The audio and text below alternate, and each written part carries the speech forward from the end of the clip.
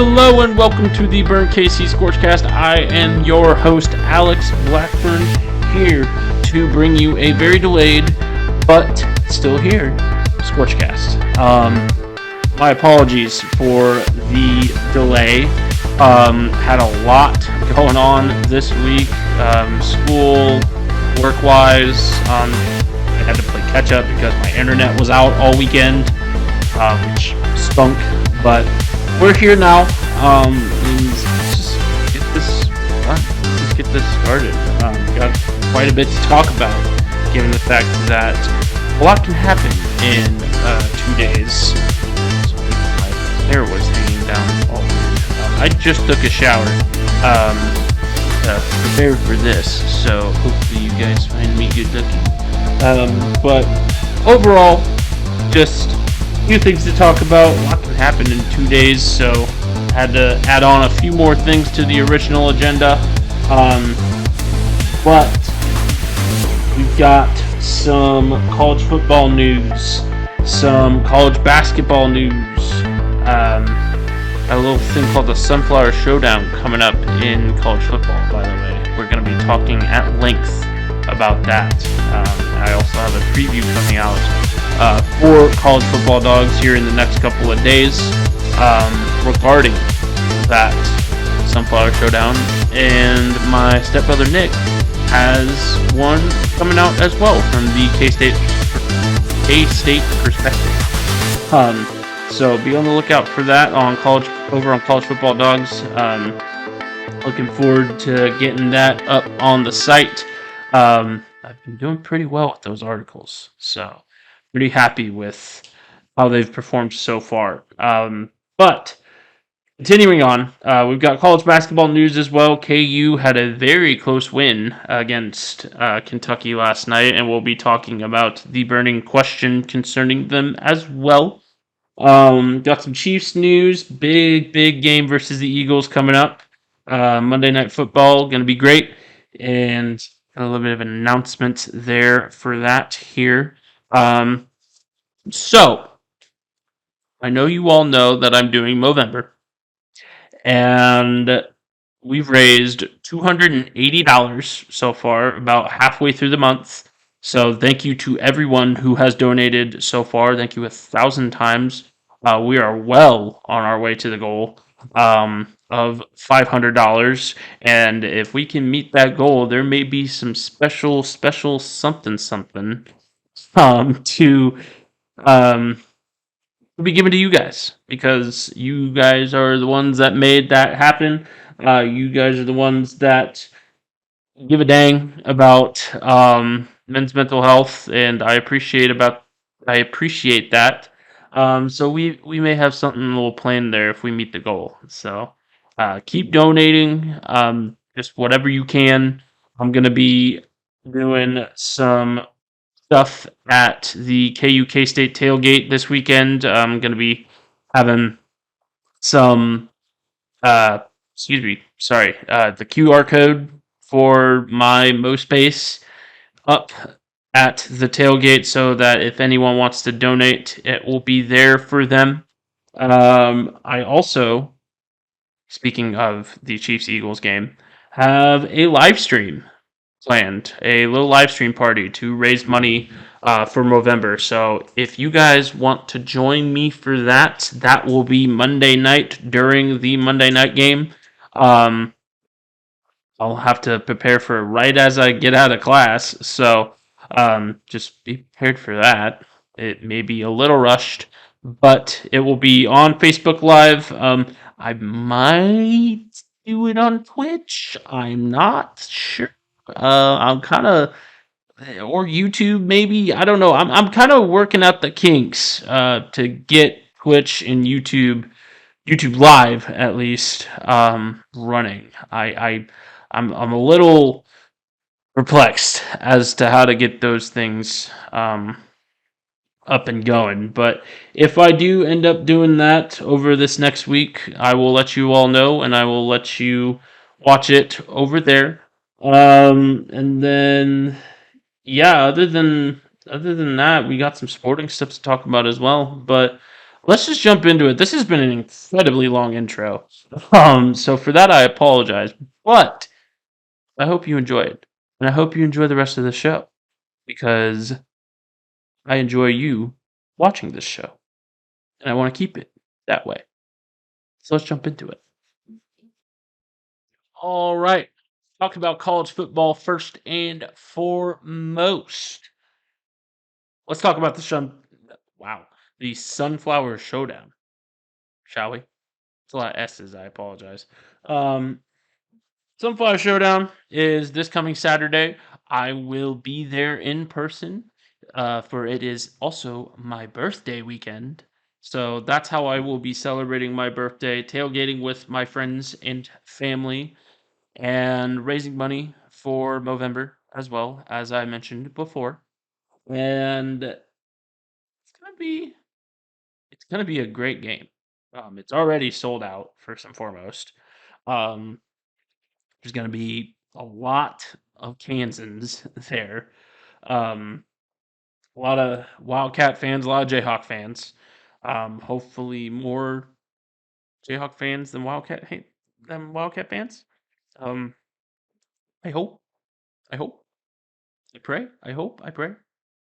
Um, it's gonna be interesting to see, but I feel like there's going to be a healthy mix. I will be in a healthy mix myself. I have a lot of friends on both sides, friends and family on both sides. And it's going to be an interesting game because this afternoon it was announced that Jason Bean was taking reps for Kansas. If you don't already know, Kansas quarterback Jason Bean was injured in last weekend's loss to Texas Tech. Uh, it is believed that he suffered a head injury of some sort. He did come in for a play or two after he suffered the injury. So it may have been something like pretty mild. Um, I know I've gotten my bell rung times more than I wish to have had, but you can't really play around with head injuries. And hoping that they're not rushing him back just because they don't trust Cole Ballard, because Cole Ballard looked pretty good coming in completely cold against Texas Tech. He looked decent for a freshman quarterback. We found out also that he's not a walk on. He's been on scholarship for a couple months now, according to the Kansas football staff. So he's not a walk on. He's just a third stringer, and a freshman. So I guess the Kansas State fans have a point by saying, "Oh, he's not a walk on." That was your only guys' excuse. Well, he's also a freshman and a third stringer, and he still performed pretty decently. Um, I will say, according to my opinion, that Kansas does have a better chance if Jason Bean starts. I mean, they do. Jason Bean is the better, more experienced quarterback.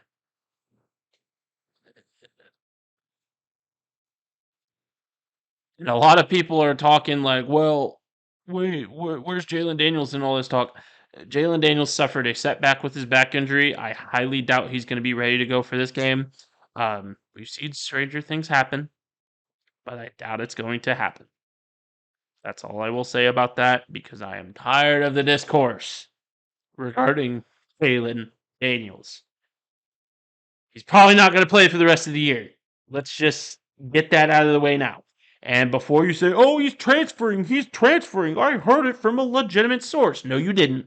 First and foremost, Derek Young is not a legitimate source because he got it from an illegitimate source. And neither is the Ohio State message board thing that's going around. Are you kidding me? First and foremost, they said an insider at Kansas State told me, a USC insider that just so happens to be on the Ohio State messaging board, that Jalen Daniels is rumored to be transferring to USC.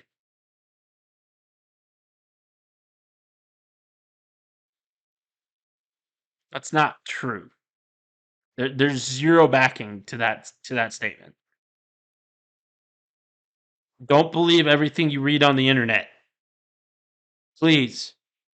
Coming from a Kansas insider himself. Kind of, sort of. I'm more inside than a lot of you.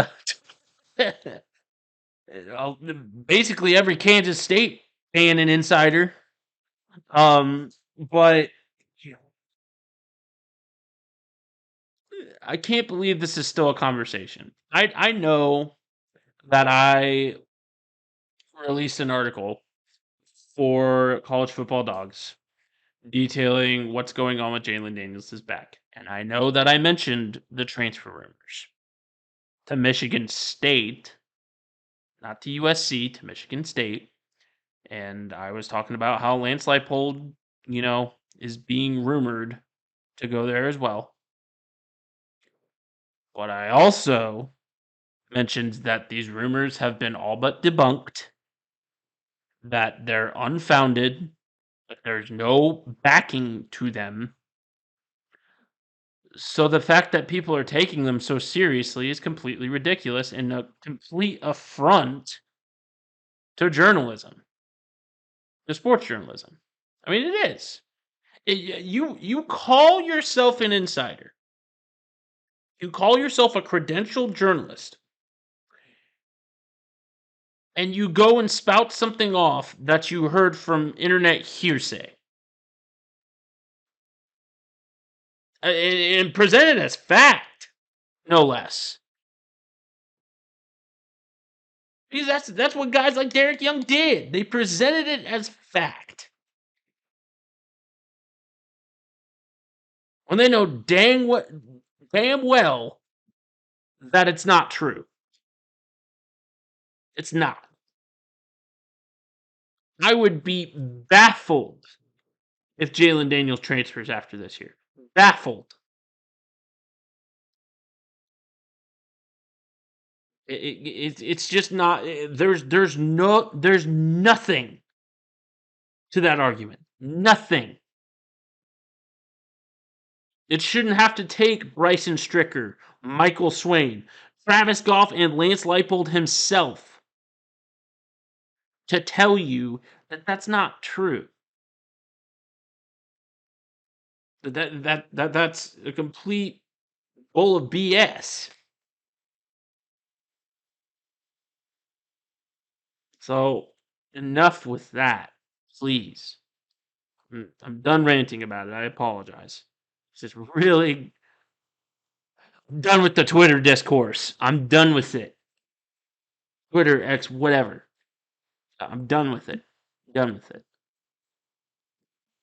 Anyways, going back to the actual Sunflower Showdown. It's going to be a tight game. I think a lot of people are expecting a blowout. I don't think that's the case. Kansas has played very well at home.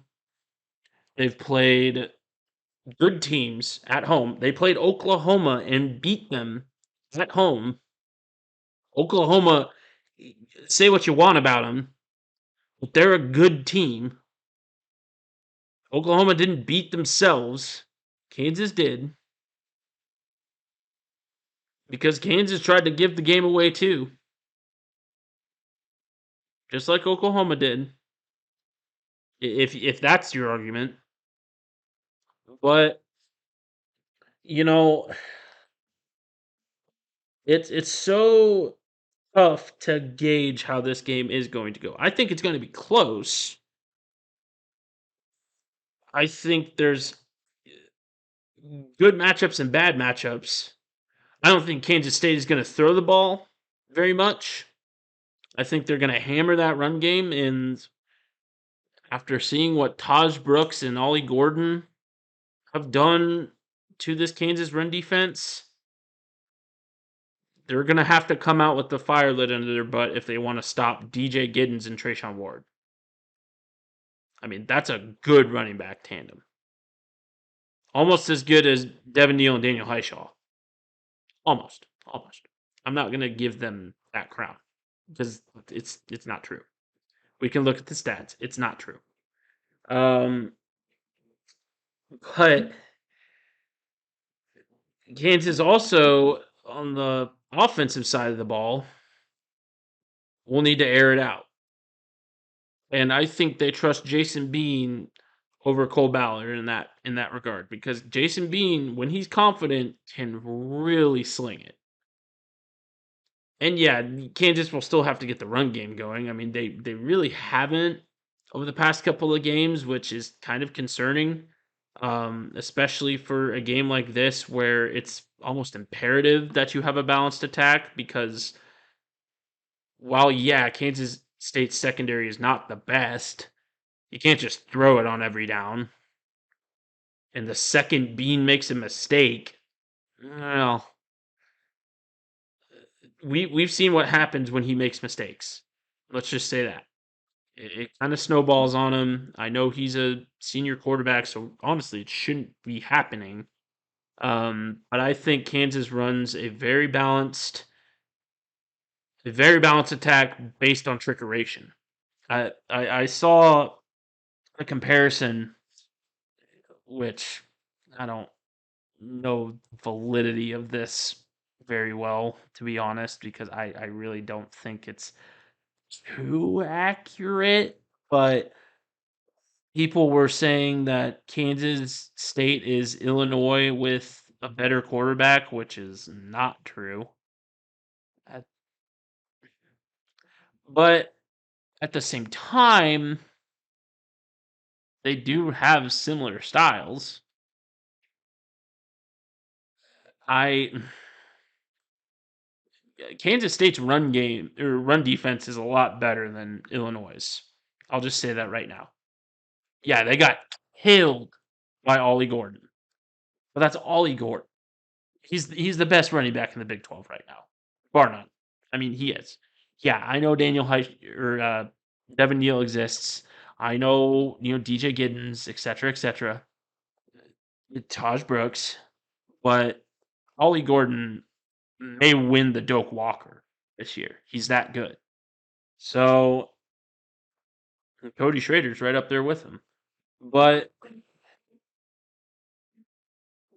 to say that Kansas State is comparable to Illinois is not it's no. I don't agree with that. I think Kansas State has a better run defense. So sorry to Pepe Silva of the Kansas Hearings Discord. Um I just don't see it. I don't know where you got that comparison from. Let me actually yeah, he said K State is Illinois with the better QB in my opinion. And I agree with him that he says we should have a lot of that Kansas should have a lot of creativity in their playbook because I think this Kansas State defense is not what it used to be. I think they're very simplistic. I think they're slow too. Kansas is going to have to beat them with speed. Um, and I think they play like a hybrid between Kansas football and how Missouri played them because Missouri just shoved it down their throat. Kansas has to do the same thing, otherwise they're gonna lose. Um, and I think they can do that with the experienced offensive line that they have. But it's going to take a lot of trickeration, and it's going to take the utmost confidence from Jason Bean, which post head injury that can be kind of tough too. So enough about the Sunflower Showdown preview. I will write a more detailed preview. I was just kind of giving my opinion, spitballing a little. But I will write a more detailed preview, and it will be up on College Football Dogs. Be on the lookout for that. As far as everything else goes, we got some talks about Lance Leipold and Chris Kleeman moving on from their respective jobs. Don't believe anything that is said. Believe the coaches from the word. And I know that, well, coaches have gone back on their word before. It's because they were pieces of garbage.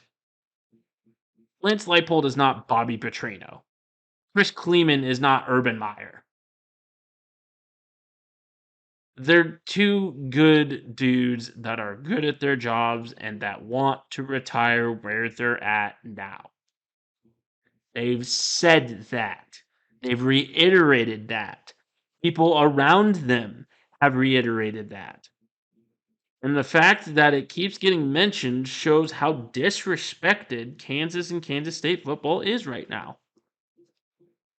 And I get it, well, the Big 12 is a weaker conference this year. We haven't really seen the Big 12 go up against anybody that is like middle of the road Pac 12, middle of the road SEC, middle of the road ACC this year and not win. I mean, the Kansas State barely got beat by Missouri, and Missouri's the number 9 team in the nation right now. And they were on the road against Missouri. So I think the disrespect really shows when Lance Leipold and Chris Kleeman are mentioned in these talks because, frankly speaking, it's not about NIL. Kansas has plenty of NIL money. Kansas State has plenty of NIL money to pay these guys handsomely. Didn't Kleeman just sign an extension too? Like you guys are smoking something. I mean, I understand the skepticism and I understand the rumors to a point, at least, but they're completely unfounded. They're completely unfounded. And the fact that we have Michigan State people saying, "Oh, Lance Leipold interviewed at Michigan State. My source, dude, trust me," is come on. Come on. It wasn't even an insider. If you go check my Twitter page, you know exactly who I'm talking about. You do. Um, I think my like my Alex Blackburn Twitter page is open. I can't remember. Maybe it is private. I don't remember. I don't. I try. I'm on Twitter all the time, but some of that stuff just goes through my head. But at any rate, yeah, don't believe anything you hear when it comes to the Lance Leipold and Chris Kleeman moving on rumors. Most of them are started by KU homers or Kansas State homers, and um, I do kind of enjoy saying to Nick, my stepbrother, uh, Kleeman to Iowa, Kleeman to Texas A&M. It's gonna happen, dude. Trust me. Nick, we have fun. We have fun. He comes right back with Leipold to Michigan State or something like that. Leipold to Nebraska or something. Um, but it's all in good fun. We have fun. Not this week. This week we're kind of at each other's throats, but we have fun in a playful manner. I'm not actually gonna be at his throat. Come on. Over football, please, please, please. Um, moving on before this segment gets too incredibly long. Mizzou ranked number 9 in the CFP poll. I forget where they're ranked in the AP poll, but at this point, the AP poll isn't as important, in my opinion. Um, now that the college football play, now that the poll that matters is here, um, Missouri is 9th in the CFP poll right now. I think it's well deserved. They shellacked Tennessee, which is a good program. Um,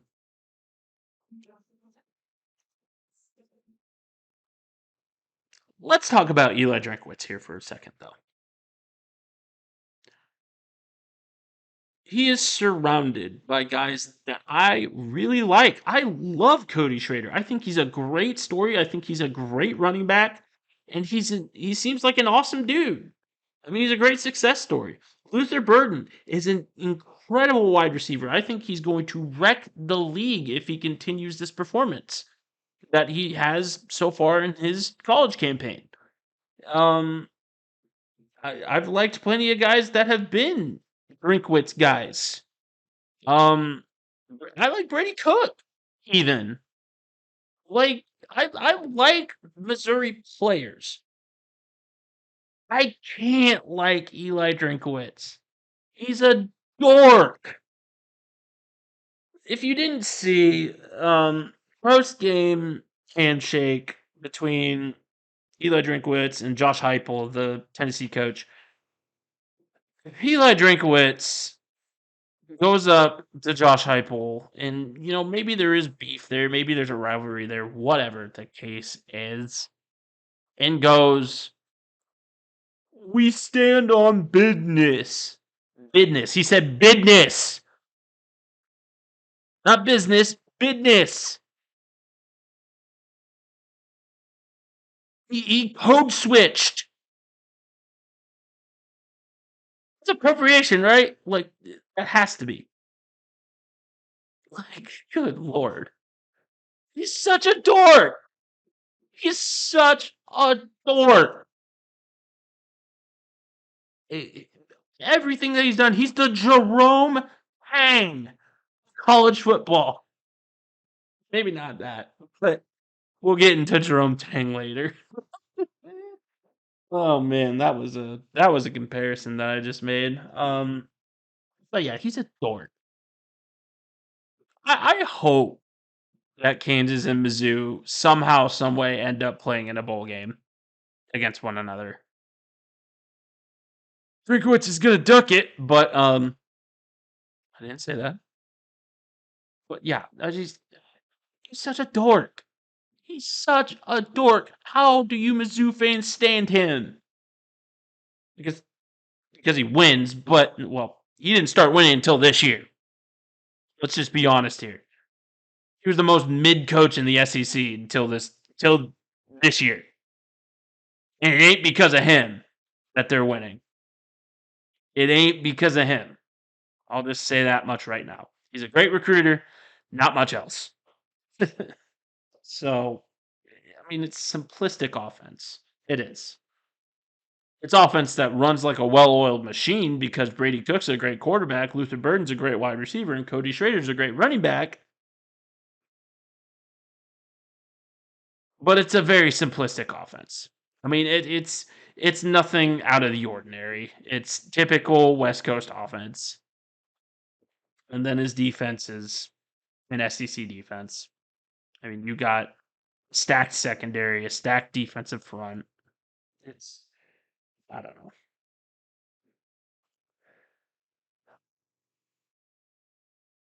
Eli Drinkwitz has probably saved his job.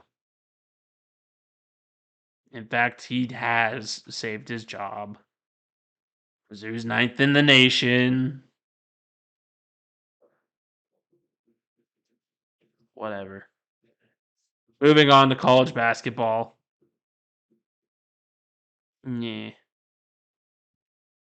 All right. Moving on to college basketball. Kansas fans. Sorry. Kansas fans' favorite subject. It is. It is. I mean, shoot. We invented the thing. Well, not we personally. Our first coach did. I'm not going to get into any more Twitter discourse. I'm sorry. I've been on it far too much as of late, and I apologize. But what a win for Kansas last night. What a crazy game to kick off the actual non-conference play. Nothing against Manhattan and NC Central. They're great. Thanks for coming out. But what a crazy game in the Champions Classic. I mean, truly a classic game. Because not only did you have a dog fight between two excellent basketball teams. But you had a dog fight off the court too with an old dude trying to beat a lady with a cane. If you didn't see that, man,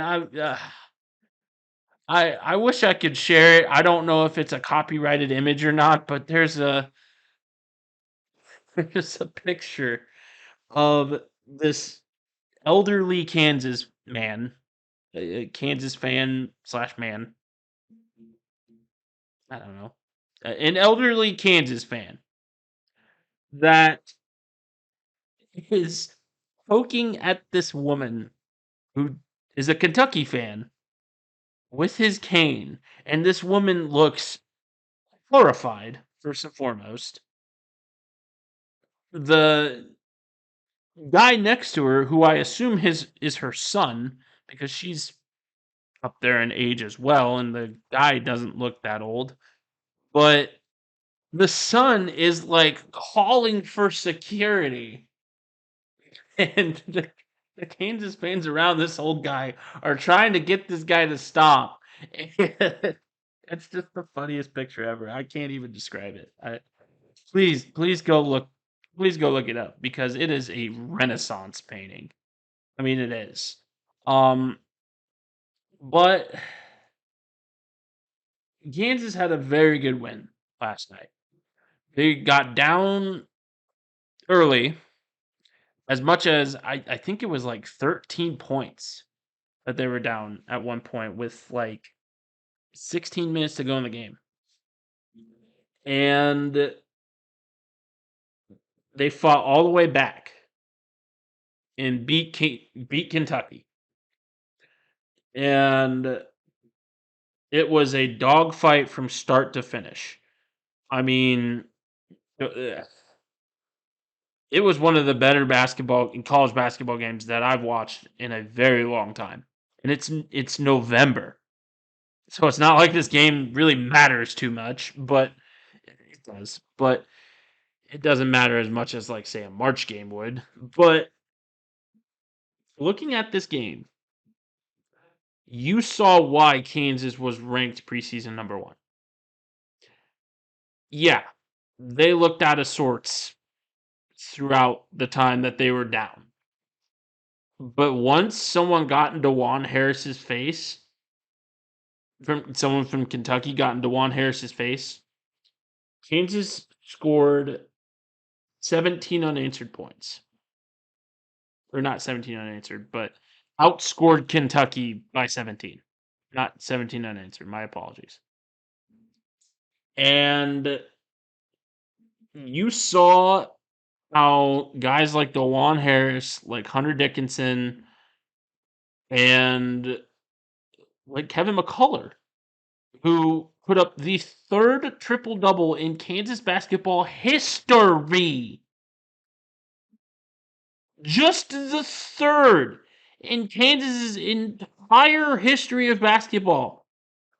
This is, mind you, this is like 120 years of basketball.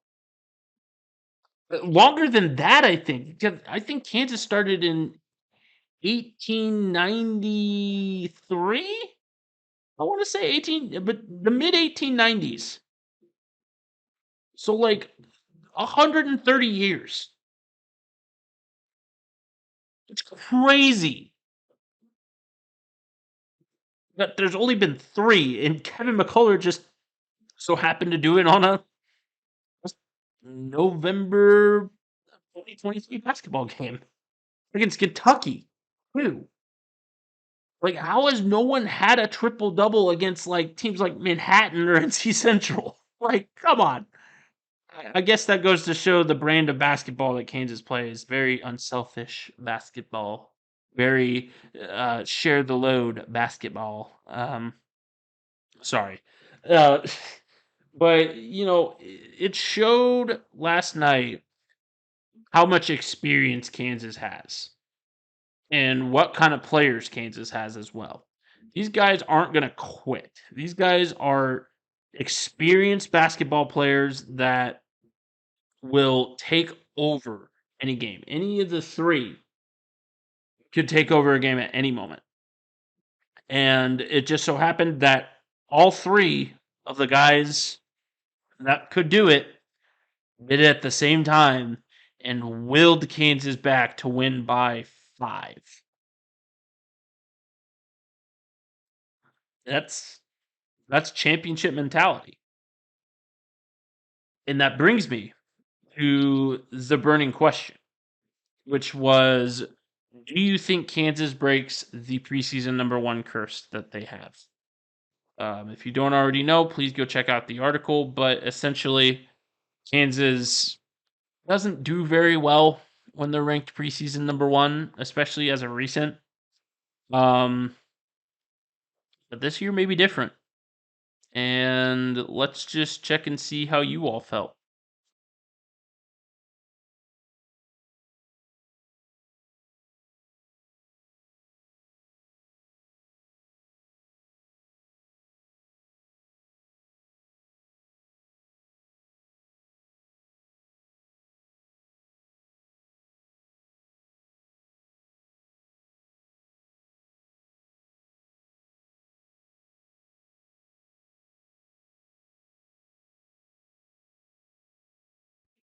So, as you can see,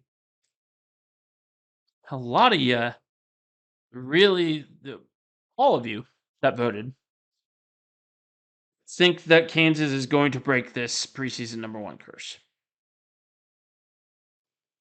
To play devil's advocate, I'm not saying that I don't, because I do. I think they have every shot to do so. Even if it's not making the championship, even if it's just going to like the Elite Eight or the Final Four, it's better than what they've done, losing in the first and second rounds. It's preseason number 1. But looking at it from this perspective, the devil's advocate perspective, Kentucky was without two key bigs. I forget their names, but they were without 2 key bigs that once they get them back, they're going to be a big problem. Kentucky's going to be really, really good this year. They're already really good. They're going to be even better once they have those 2 back. I think they're 2 7-footers, no less. It's crazy. But looking at the Big 12 this year, the threats include Houston, Texas, Baylor, TCU, kind of, Kansas State, kind of. And really, I mean, the Big 12 is the same as it's always been. It's an absolute dog fight of a conference. Just a Thunderdome. And whoever comes out on top has a pretty good chance at making it pretty far in March because of how competitive it is. It's the best conference in basketball. It is. Don't argue with me. But before you go to the comments, don't argue with me. It's the best conference in basketball. Don't deny it. But looking at this, Kansas is in November basketball mode right now, and they will develop just as everybody else has, or just as everybody else will, which is why I believe that they will break this preseason number 1 curse, especially if they can get wins like this against really, really good teams like Kentucky this early in the year.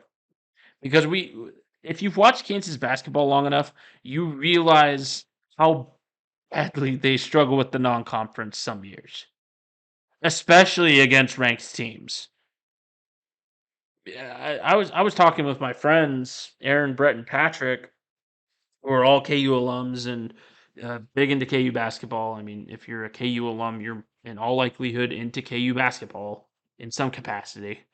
Even if you're not, there's a lot of you that are still into Kansas basketball. But I digress. But Aaron, Brett, Patrick, and I were all talking while Kansas was losing by double digits. And I was just kind of like, maybe this is the non conference drubbing that Kansas will have that causes Bill Self to light a fire under him. Maybe this is just that. And then I saw Kansas come back, and I was just like, whoa, wait a minute. This is not same old early season Kansas. This is a team that already looks well put together. Yeah, they don't have a certified shooter yet. They got a lot of developing to do still, but you have a big three in DeJuan Harris, Hunter Dickinson, and Kevin McCullough. You have a big three. And judging by the way KJ Adams was playing too, you might have a big four even. I mean, he had his moments where he was pretty bad, but all four of the big of those guys had their moments where they were like, "Wow, dude, that was not great." I mean, again, it's November basketball.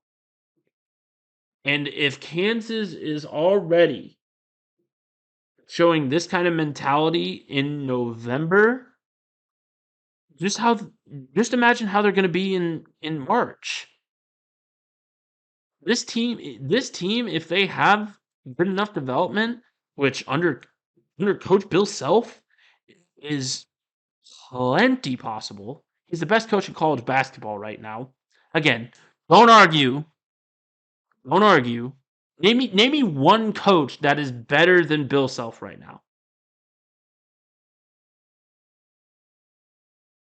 There is none. So don't BS it.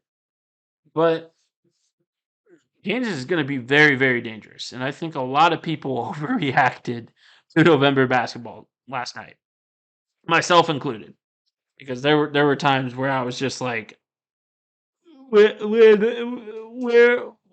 did all the preseason hype go? I thought we were going to be good. I'm panicking. You don't also wail like a small child about your college basketball team. Maybe I need to talk to my therapist about that. I don't know. But moving on to the other two local college basketball teams. My apologies for talking about Kansas for 12 minutes. Um, we got we've got some interesting stuff coming out of the Kansas State camp.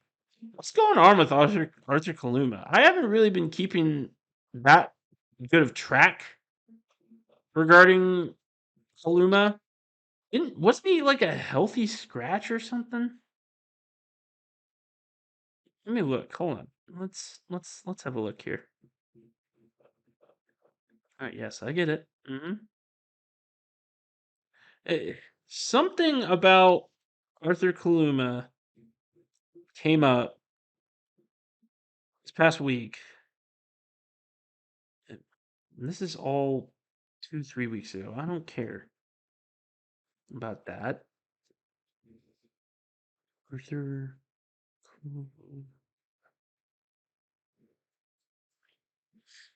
Okay. So. Oh, Lord. All right. Go to latest.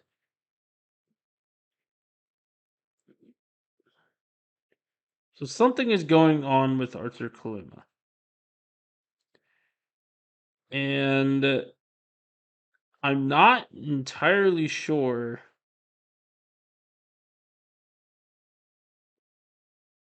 Oh my gosh. Okay. So he's got a knee problem as of right now. He's injured. He did not play against South Dakota State. He is expected to play on Friday, and did not look all that great against USC. And then you've got Naquan Tomlin, who is indefinitely suspended for. Isn't it just he got arrested for something, and I can't remember what it was. But he's suspended indefinitely. So Kansas State's kind of struggling at the moment, and I'm intrigued as to how they recover from this. Sorry, this odd series of events to begin the season. I think Jerome Tang's a good coach. I mean that unironically. He's a goober, but I think he's a good coach, which is why I made the Eli Drinkwitz comparison earlier. And I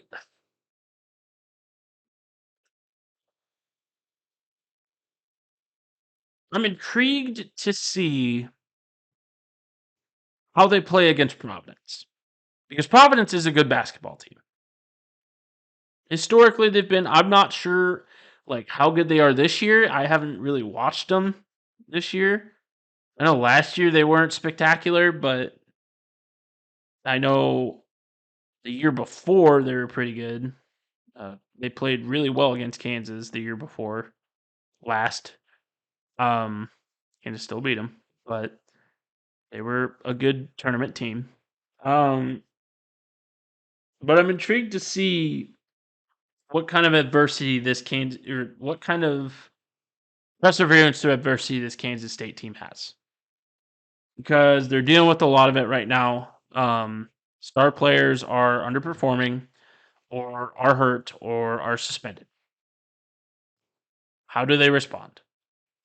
It is November basketball, so who knows? But if Kansas State does not nip this in the butt now, what happens down the road? Is damage control going to be happening too late? Is basically what I'm asking. So we'll see. They got a game against Providence on Friday in the Bahamas. It'll be interesting to see how they perform in that tournament. I think it's a tournament at least. Um, but if they do well in the tournament, you know, I think they're right back in the conversation. But as of right now, that loss against USC looked really, really bad. USC is a good basketball team. Don't get me wrong, but that loss looked really, really bad. So, speaking of bad losses, Missouri lost to Memphis, a team by 15, a team that has their good years, but really hasn't had like a marquee year since Derrick Rose. So, I like what's up with that? I thought Missouri was supposed to be like this team that competes in the SEC. You're kind of proving the doubters wrong right now, Dennis Gates.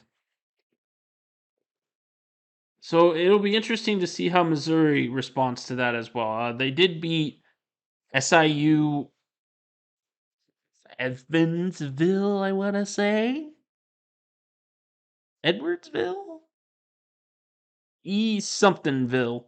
SIU Eville. What's it call that? Eville. Yeah. Yeah. Um, it's, I'm so sorry. But Missouri, I don't know what to think about them. I haven't really watched them yet this year. I've watched KU and K State. I haven't really watched Missouri this year. I haven't seen how they play. But you know, again, it's November basketball. If I say anything negative, it's going to be labeled as an overreaction. And if I say anything positive, it's immediately going to bite me in the butt January, February, March. So we'll see. College basketball's back. So I'm happy. Okay. onward to the Chiefs. Like I said earlier, do not miss my live stream of the Chiefs Eagles game. Uh, got a good one for you. I'm hoping to potentially have like the ESPN Gamecast up in the background while I talk over it. I'm gonna try and figure out how to set that up and get that going. But we'll see. Um, got a lot of tech stuff to work through, and I am not the techiest of people. You know this by now if you know this channel. But got that going. Gonna try and raise more money for Movember. More money for Movember, and um, just have some fun. It's the day after my birthday. It's my party. I can cry if I want to. I hopefully will not be crying because the Chiefs will win, um, and the Jayhawks will win on Saturday. But we'll see. Anyway, um, huge game versus the Eagles. This is kind of the litmus test to see if the Chiefs can play well against good teams. Um, we've seen them play against bad teams, and we've seen them play to the level of bad teams. The best team that they've played so far is the Miami Dolphins.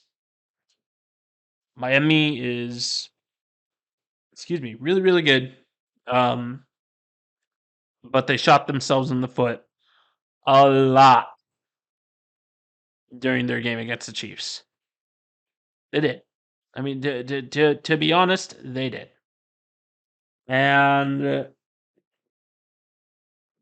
I'm I don't want to say that Miami lost that game and the Chiefs didn't win that game, but the Chiefs kind of gave them quite a lot of opportunities after going up 21-3 or 21. Didn't they go up 21-0? I can't remember. My brain is just fried. And it's only Wednesday. Woo! But this is why I don't love doing midweek ScorchCasts, but here we are.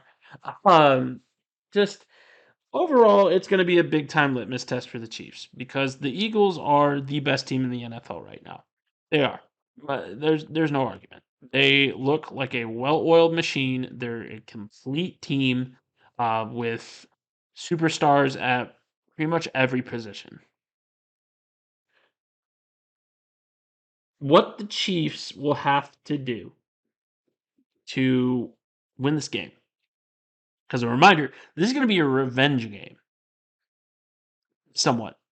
It doesn't really avenge a Super Bowl loss, but the Eagles lost to the Chiefs in the Super Bowl. And it was a close game, too, mind you.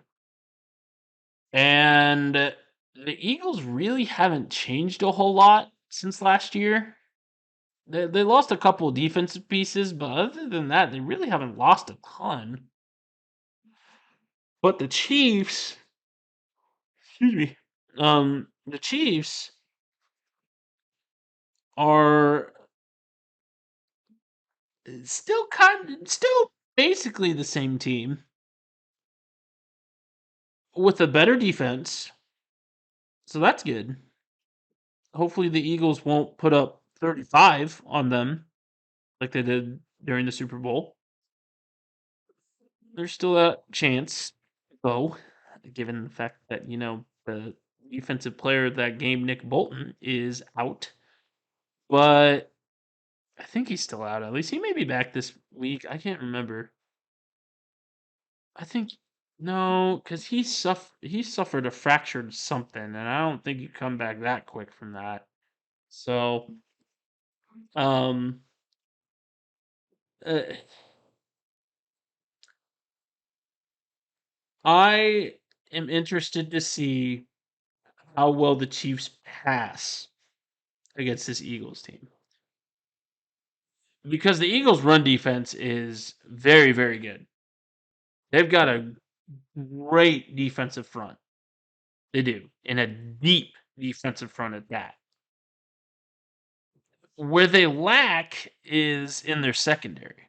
Yeah, big play Slay is still out there. Darius Slay is still playing out there, but they lost a lot of pieces compared to last year.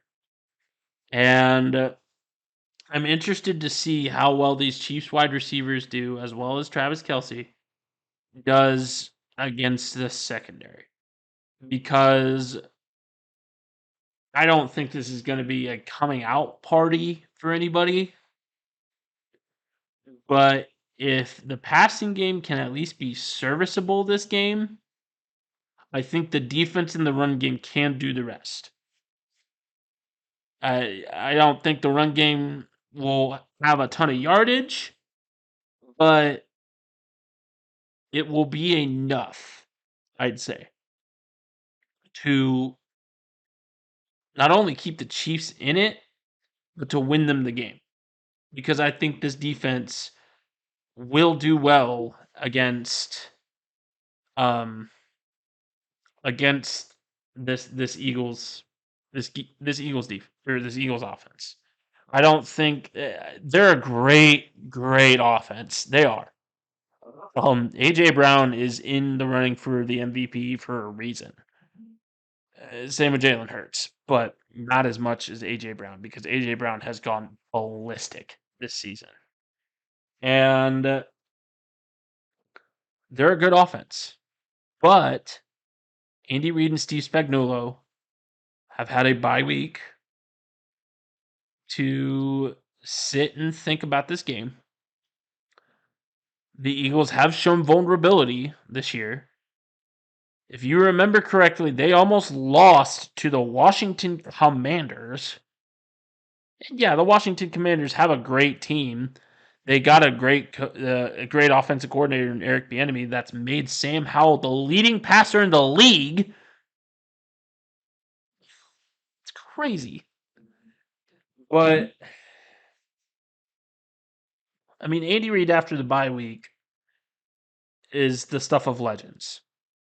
And I have full faith and trust that he will pull something out of a hat this week again. And it's at home too, which is also good. So it'll be interesting to see. One thing I did want to mention as well regarding the Chiefs is the discourse surrounding Travis Kelce. I think the whole thing about Travis Kelce and Taylor Swift and this, that, and the other thing, it's not a distraction. I think a lot of people are trying to paint it as a distraction, but it's not. Travis Kelce went to Argentina over the bye week to go watch Taylor perform, and it was mostly about Taylor. Not a whole lot of publicity regarding Travis, and well, unless you're an opposing, fan base. Why did Travis, why wasn't he at home during the bye week? Because it's a bye week. It's meant for the players to get rest. It is meant for the players to do things that they want to do during the season. The season's long, dude.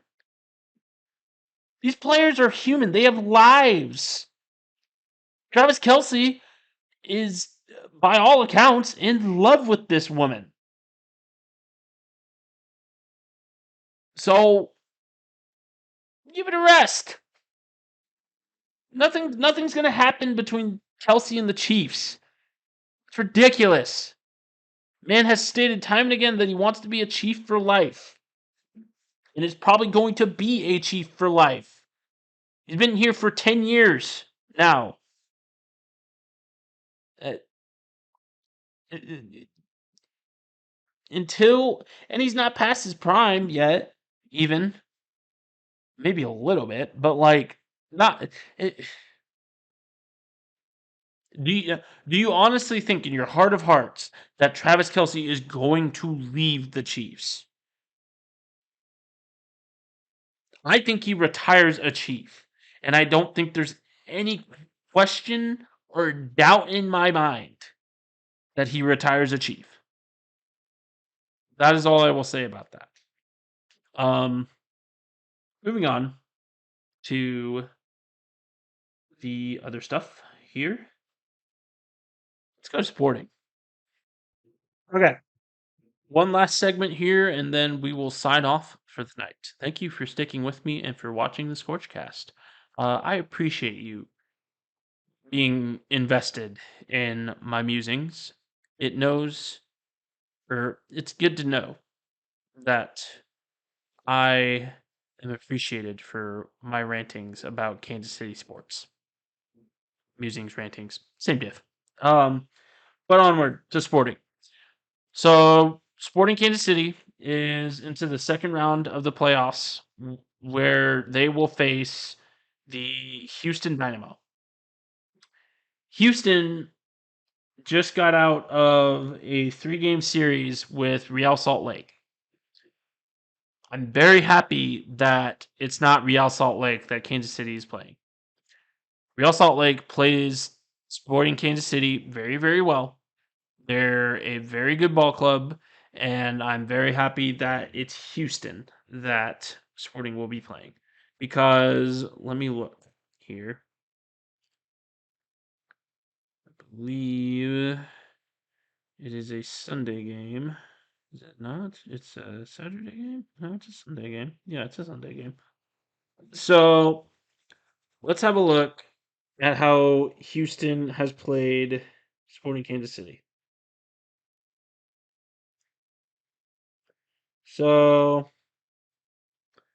this first matchup that I get to was the last matchup was on September 23rd. Sporting Kansas City beat Houston 2-1 and had pretty good control of possession from what I see. Um, Not a whole lot of penalty trouble. They didn't have the majority of possession, but they made the most of what possession they did have. They had more shot attempts. They had more saves as well. Team Melia was going off. And it just looks like Houston kind of has the same play style as Sporting, to where they like to control possession. They're very good on set pieces, and they like to capitalize off of those set pieces to make something happen. They run the 4-2-3-1, which, if you don't know in soccer terms, that's 3 defenders, 2 midfielders, and 4 strikers. Um, just heavily offensive. It's offensive minded, and again, the possession is the name. Possession is the name of the game for Houston. Just judging on how they look here, um, the last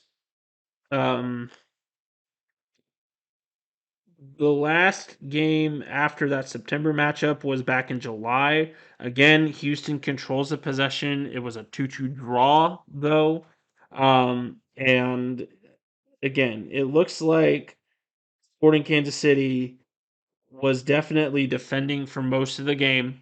Um, but when you can control an offense like St. Louis at will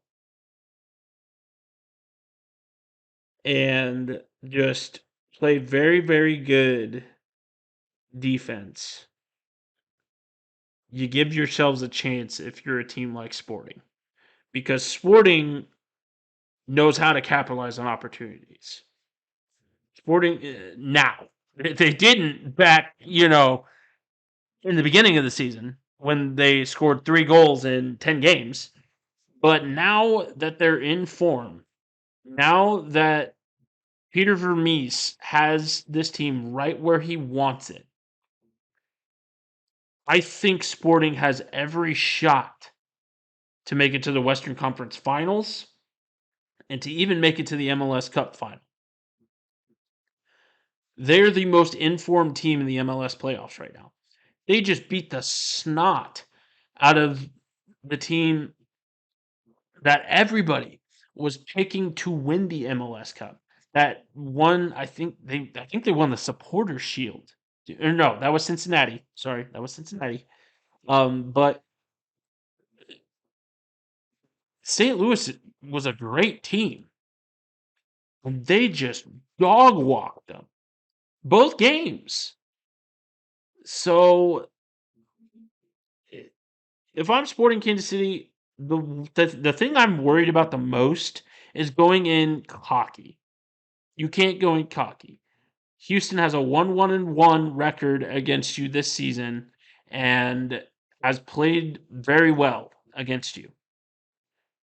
They've controlled possession, they've gotten shots on goal, and they've put you on the back foot. That cannot happen in the MLS playoffs. That's what you all did to St. Louis, and look what happened to them. You have to set the tone with this first game. Bar none, you have to set the tone. Know that make Houston know that that series against St. Louis was no fluke. This is a team out for blood, and this is a team that is going to take what they want. And keep Tim Melia not busy. I mean, that's all you got to do to win this matchup. And even then, Tim Melia has kept you in games versus Houston and has won games for you against Houston, referencing the most recent matchup. And overall, it's going to come down to how well does that defense fare against a strong offensive attack, and can Sporting make the most out of their chances?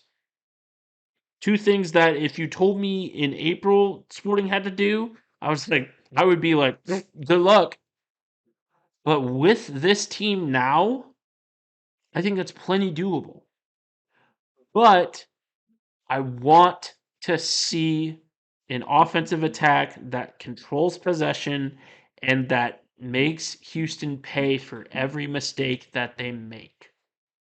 That's how you won against St. Louis. That's how you win against Houston. So, overall, those are kind of my thoughts on Sporting. That's our show. I don't really have any minor news. The Kansas City Blues ended up losing against Cincinnati 31-22 in the Midwest playoffs, and unfortunately, their fall season is done. So they will be looking ahead to the spring season. So good job to the guys that made the trip to Cincy. You guys made us proud all season, and overall, just a solid performance this season. But Coach Devers did say that they left a lot out on the field and that they need to get better, and that's what spring season's for. So, um, and then anything else I can't really think of. So, if you got anything for me, if there's anything that I missed, please let me know. Going back though, referencing Movember again, I will leave. Um, I will leave up reminders for that live streaming event coming up on Monday. And if you are going to the Kansas State game on Saturday, come see me at my tailgate.